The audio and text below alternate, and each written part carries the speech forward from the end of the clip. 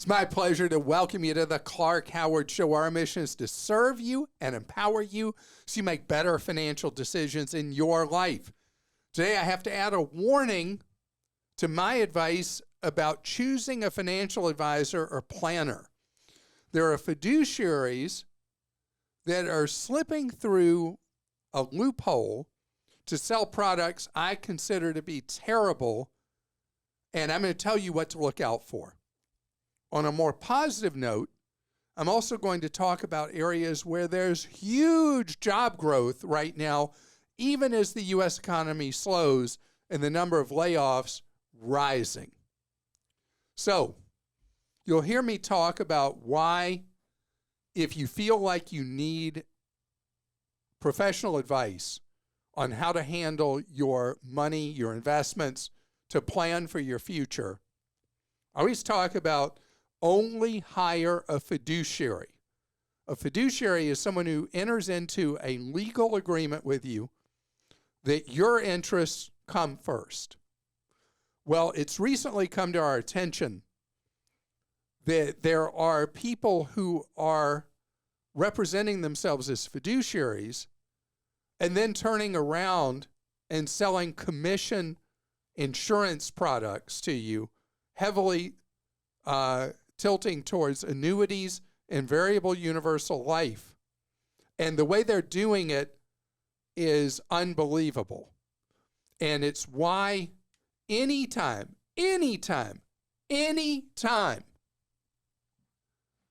somebody is selling you an insurance product, know that when they are selling you an insurance product, they are not operating as a fiduciary unless they are doing something very rare, selling commission-free insurance products. Commission-free. Now, let me tell you, Christa, who is a brilliant mind and more patient than I am, you have been reading some of these agreements from people who are saying they are a fiduciary, and then they're selling commission insurance products. And what did you find? I find that if you go to, say, their website, there are two separate entities that they are working for. And those entities, it will say in the legal terms on the website that they have no affiliation whatsoever.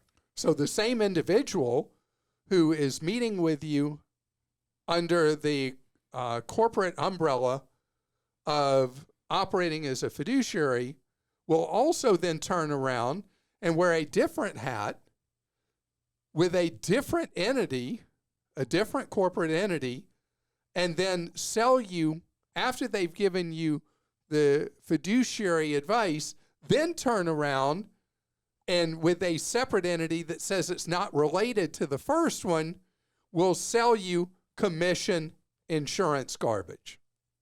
Various forms of ultra-high commission annuities or some various forms of ultra-high commission universal life, variable universal life, junk life. Just remember, universal life, variable universal life equals junk. Just remember that. Annuities. Annuities, there are rare exceptions where an annuity could be useful. I would say potentially an immediate payout annuity or a longevity annuity, things that are so rarely sold by commission insurance people that you can't find them selling them because they have virtually zero commissions. There's no money in it for them. What do they sell? They sell various flavors of indexed annuities, fixed indexed annuities, various named annuities, but the latest trick of the trade I'm seeing now in advertising is something really clever. They come up with these marketing names for annuities and insurance that never use the word annuities or insurance. And then you have to go down and read the legal description to see that what they're calling these made-up names actually are these products that I'm telling you to stay away from.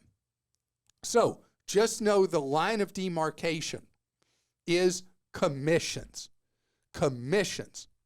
Someone who is selling you stuff on commissions is not a fiduciary.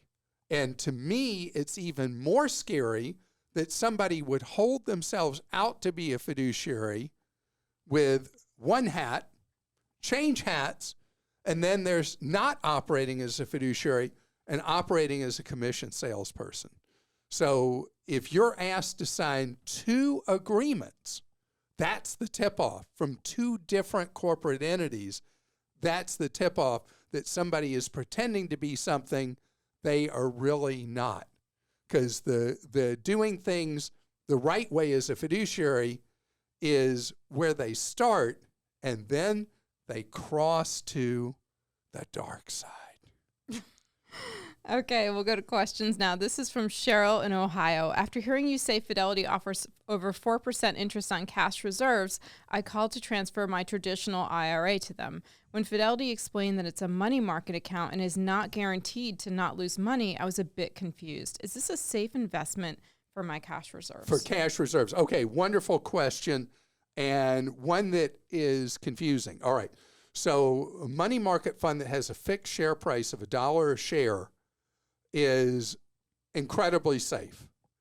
It does not have FDIC insurance. Don't worry, because if you go into a Fidelity money market account that is a U.S. Treasury fund or a government securities fund, and this would also be true at Vanguard or Schwab, the big 3 of financial houses in the United States that are not full commission brokerages. You don't want to be with a full commission brokerage. Any bank-related brokerage, don't want to be with. You will be earning in this general territory 4-point-something% fixed share price, and you'll be in the safest of all securities, which is treasuries or government securities. And it is, if you're in a regular money market fund that is set at $1 share price, it is as safe could be. There were problems, when was it? Was it 12, 15 years ago? I'm trying to remember. There was one money fund that had some problems, and it looked like people might lose 1% of their money. Don't they call that breaking the buck? Breaking the buck. And there were new rules put into place and then continuing tightening of the regulations that have made it ultra safe for people buying the $1 a share fund. So I have my money in them, although I actually have my money in a tax-free municipal, because if you're at a higher tax bracket, that's a better place to be. And I sleep well at night knowing that these obligations are ultra short term and I'm not worried about them breaking the buck. As I read a recent article about this, I thought it was very interesting. It was like, yeah, so they'd probably not be able to keep that promise if there was nuclear war.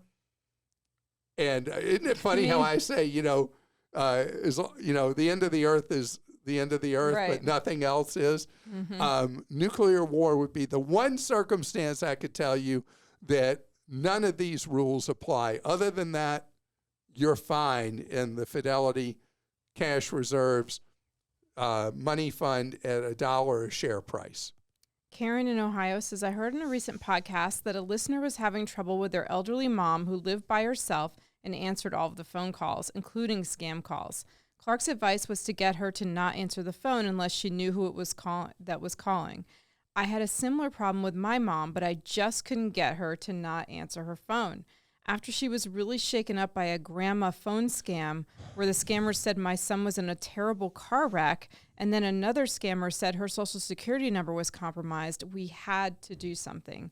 We got a call blocker for her phone, and then she lists the one that she got. Digitone Pro Series 2 call blocker. Right, I'm going to look that up. That only lets pre-programmed phone numbers ring through. It's been a lifesaver since her friends and family can call, but she no longer gets scam calls. I thought our experience may help other listeners with older parents who just have to answer the phone. Okay, it's sold out right now at Amazon, but there are a number of others listed that range from $40 on up. There are several that do this. Most effective spoof caller, this one says. Call blocker for landline phones. Panasonic has one. Landline phone call blocker with dual mode protection. These work two ways. One, and the one you're talking about, I'm looking right now, what it does is it's a permissive system, which means that only calls from known, that you've registered in the system, known family members and friends, those numbers come through. All others are blocked from ringing on the phone. And the device, this is for home phone service, the device will say call blocked or something similar, and it's a caller ID device as well. This is a great suggestion. I appreciate it very much, and something that I will recommend in the future, because it is a better solution than me saying, if you don't recognize the number, just don't answer. This is technology preventing the temptation when that phone rings of picking it up when it is not from a known family member or friend. And maybe give, in that case, if you're doing that, you would probably want her doctor's offices and other people to have like your number to call for reminders, pharmacy. That's a great suggestion. Things like Although that. you could put that would be a known party. You could put that kind of thing on the list. And the one that you're talking about, the Digitone Pro Series 2, just not available right now. The ratings on these are all from really good to excellent. So this is a tool that people have been using that I should have known about, but did not till now, which is what the whole idea of all of us being part of Team Clark is all about. For sure. This is from Cheryl in Texas. Clark, I've heard you say adding a person to your credit card as an authorized user without giving them a physical card will help them establish credit. I'd like to know if this approach will help someone with repairing credit that's already established but is damaged. So adding a card that shows a good payment record, good history, will help less in a situation with someone who has damaged credit they're repairing, but it will help. It will not be the enormous booster shot that it would be for someone with no credit, but it will also be of some amount of help to someone who has credit that needs repairing. If someone's really in a tough spot with a lot of charge-offs, maybe collections, things like that on their credit, I don't want to make it sound like this will suddenly give a clean, wonderful picture. It will not. It will be a marginal assistance. No credit individuals benefit mightily. People with damaged credit benefit in a minor kind of way. So I'm glad you asked the question, because I've never addressed that aspect of this. What helps with damaged credit? Time. Because if you have had charge-offs, they vanish from your credit typically in 6 years, 9 months. They are gone. The legal statute says 7 years, but the credit bureaus tend to do 6 years, 9 months just to make sure they're within that 7-year window. Or if your finances improve over time, being able to pay those off. But even if you're not 7 years out from charge-offs, time heals those before the 7 years. Doesn't eliminate them, but your credit score starts to rise just naturally because there's been no new items that have been in charge-off status. Coming next, though, on a positive note, let's do something positive here. Yeah. I want to talk about the job market. And there's clear geographical indicators where the best job opportunities are in America right now, far and away. And I'm going to tell you those spots. We're going through a clear rotation in jobs in the United States. I think about how over the decades, where the hot job markets has rotated from one part of the country to another. There was once a time that the biggest magnet for workers in the United States was the Midwest and Upper Midwest. And then starting about 40 years ago, jobs started migrating out of the Midwest and Upper Midwest to other parts of the country, most particularly the Southeast United States plus Texas. And that pattern has continued, but only magnified with the top job markets in the United States overwhelmingly being in the South. And there's new data out on this that was developed under contract for the Wall Street Journal by Moody's Analytics. And Moody's is a very respected financial research organization, and found that of the top 10 job markets in the United States, they're all in the South. One of them is an exception. Number 9 on the list of 10 is Salt Lake City, Utah. And the Salt Lake Valley, from Ogden to Provo, has been a massively strong job market for decades now, and population growth as well. But the other 9 are all in the South. Number 1 strongest job market in the United States, and has the traffic to prove it, Nashville, Tennessee.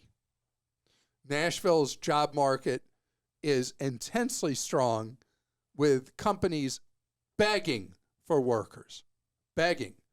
And the pay levels, the South historically, the diss on the South was that pay levels were pathetic. No longer true. Pay rates are rising across the markets I'm going to share with you because the shortage of workers is so severe. Number 2 on the list is what many people would have thought I said would be number 1, Austin, Texas.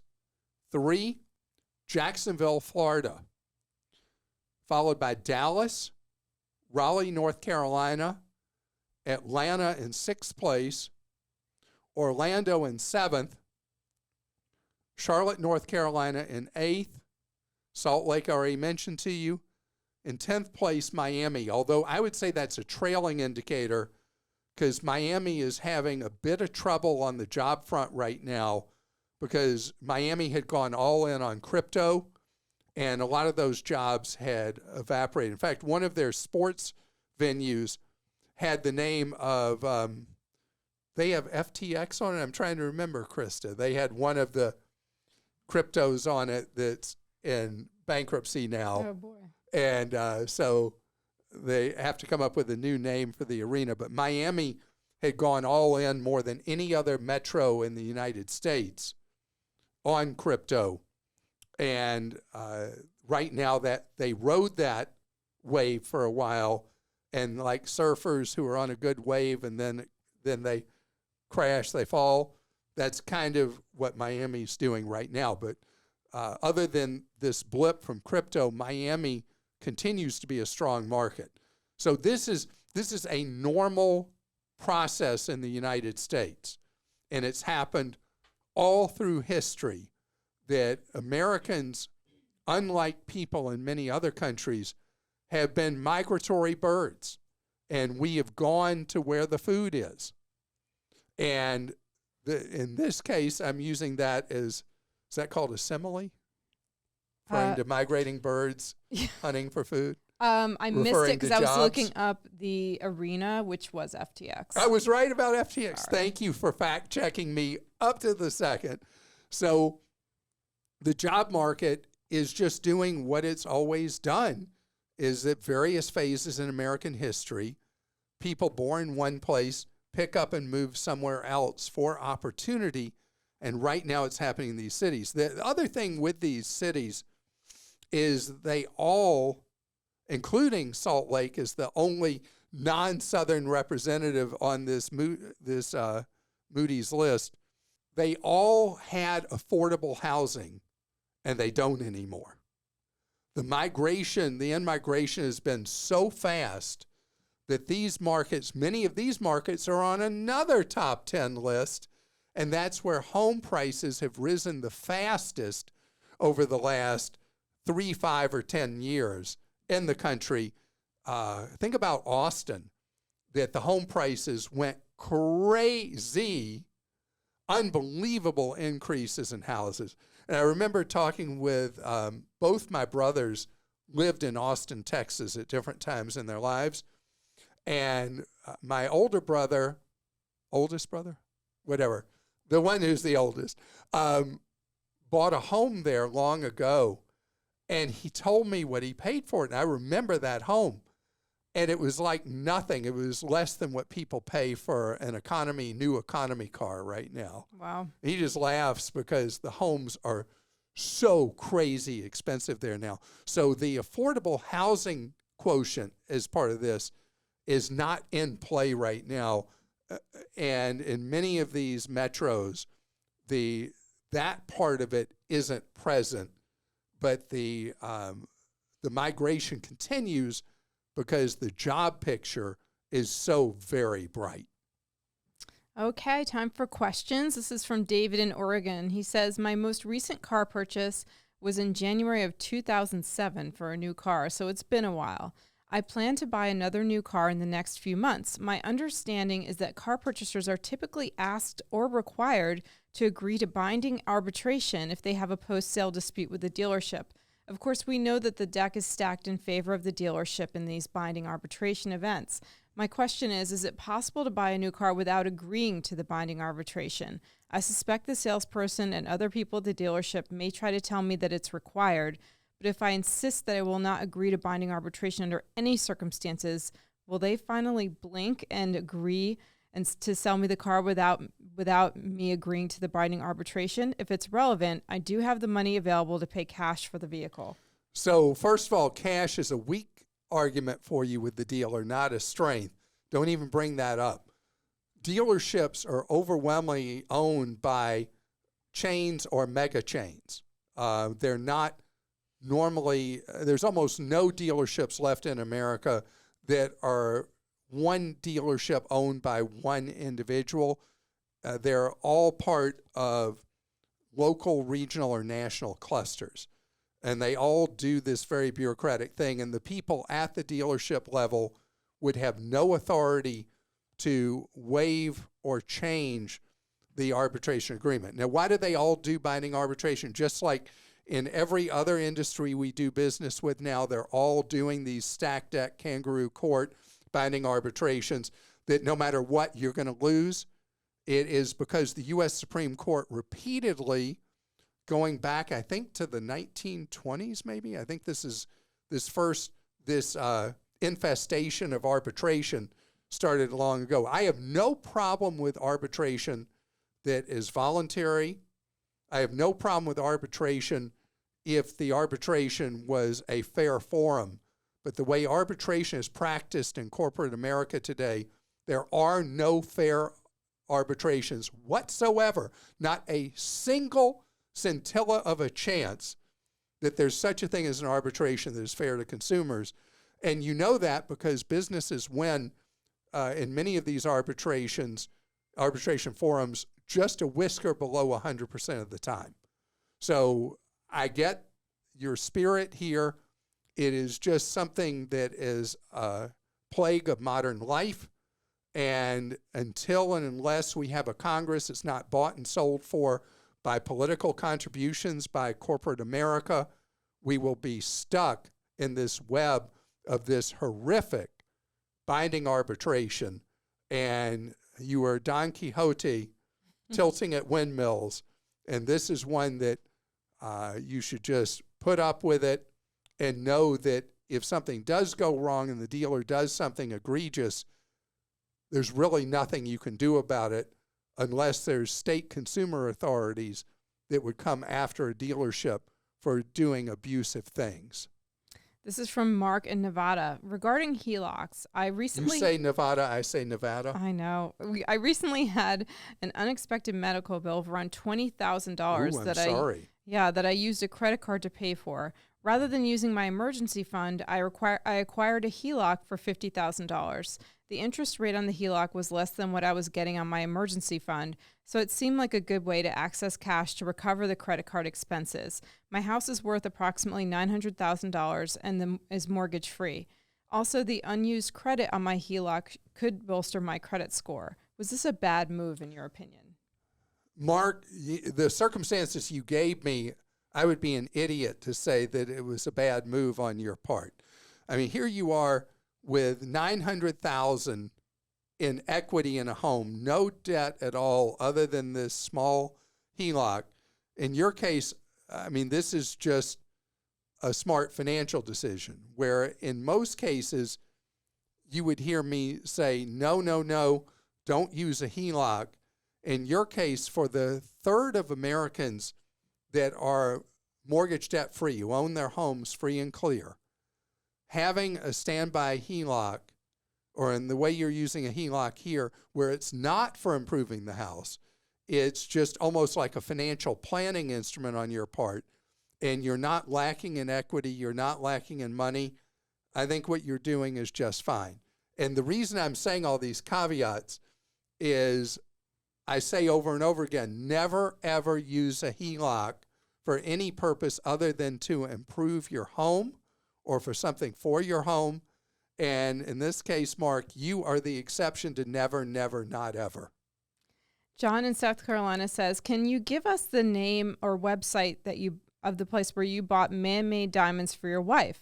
What size diamonds were they? Can you get them in white, gold, or gold? Thanks for your help. So you're talking about the setting for the diamond in white gold or gold, I guess. There are so many of them now. We bought from Brilliant Earth. We bought from, what's the one De Beers owns? Lightbox Jewelry. They're all over the place now. And the price of lab-created diamonds is declining very, very rapidly, what you have to pay for them to buy them.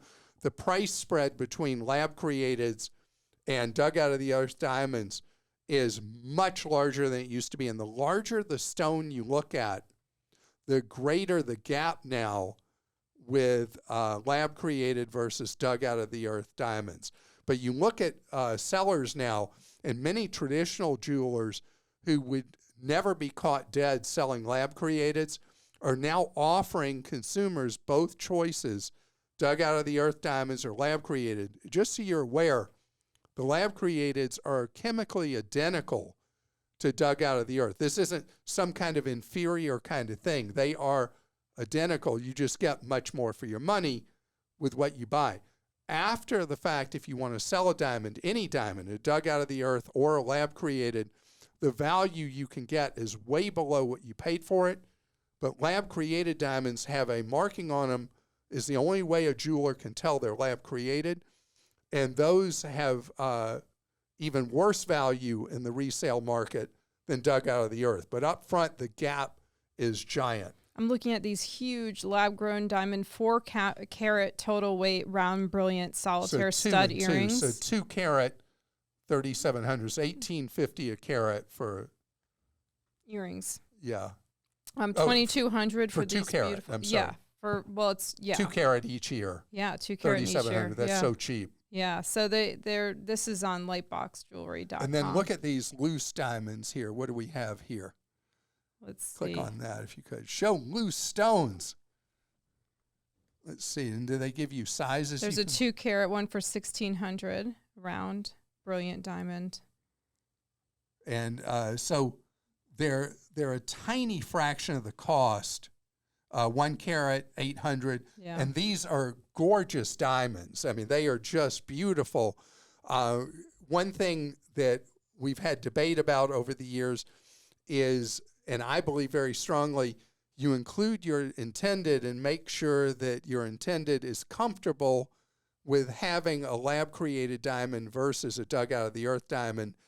Many people in their 20s don't want what they call them blood diamonds. Is that right? Right. Yeah. Blood diamonds, because of the All issues ages, involving yeah. war and exploitation of children and mines, and they prefer the lab created for those reasons, not the money reasons. But this is an incredible way, John, to save money. And I know that traditionalists in the jewelry business just get so upset with me every time I talk about this with such enthusiasm. But you ask my wife how she feels. It'd be great to have her talk about how she was like. I remember when I first brought up this idea years ago, she was like, "You want to get me a what?" And now she's like, "Let me tell you, this is the only way to buy diamonds." She'll say that Absolutely. right now. I feel that way too. Because they're spectacularly beautiful and they're such a deal. And you know I love my deals. Thanks so much for joining us today, whether you're driving, walking, working out, or however you like to listen our podcast or watch our video edition of the podcast. I truly appreciate you being a part of Team Clark.